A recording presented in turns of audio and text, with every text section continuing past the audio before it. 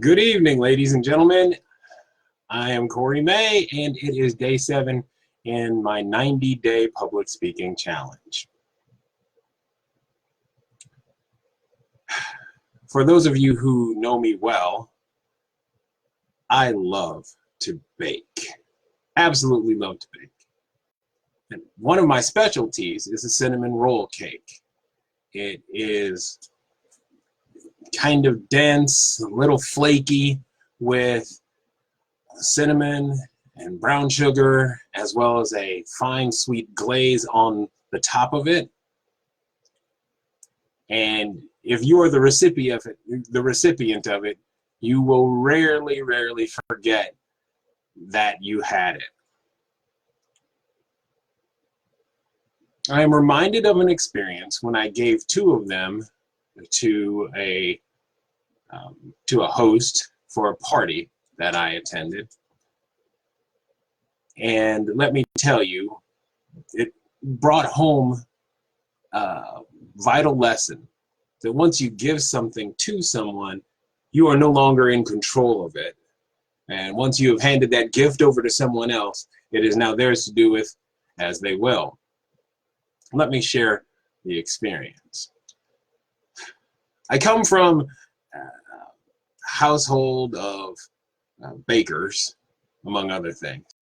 And it is the democratic tradition that you start in one corner, move left to right, left to right, row by row, all the way till you get to the end of the Pyrex pan.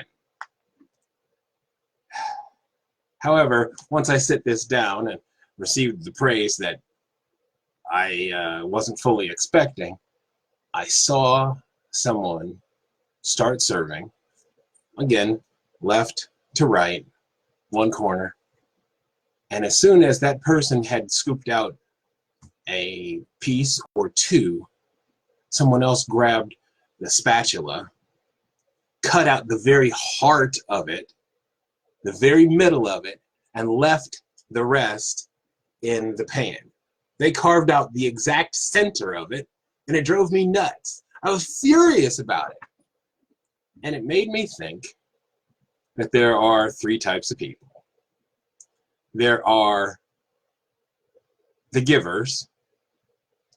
There are people who are simply grateful to get a piece. And then there are the folks who think that the middle of the cake is entitled to them. Coming from my democratically appointed household with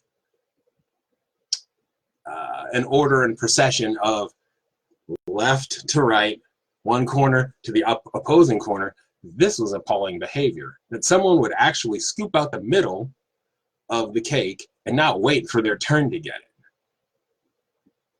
But I was reminded again that I had given these cakes as gifts and I had no control.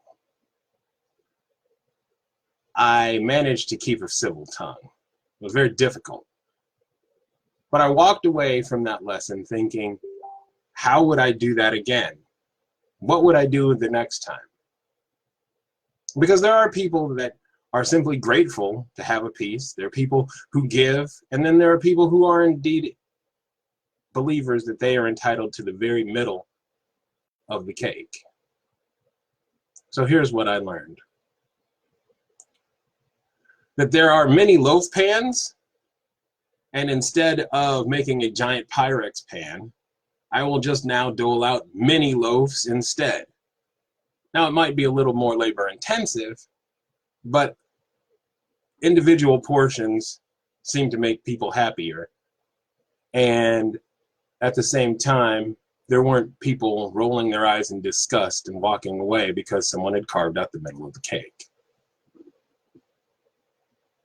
It still makes me angry.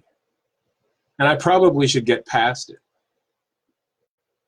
But I know I wouldn't do that to somebody else because, I don't know, my mom, Sadie, if you know Sadie, Sadie made sure that we had good home training so that I wouldn't be the heathen that carved the middle of the cake out. Just saying. Again, I love to bake.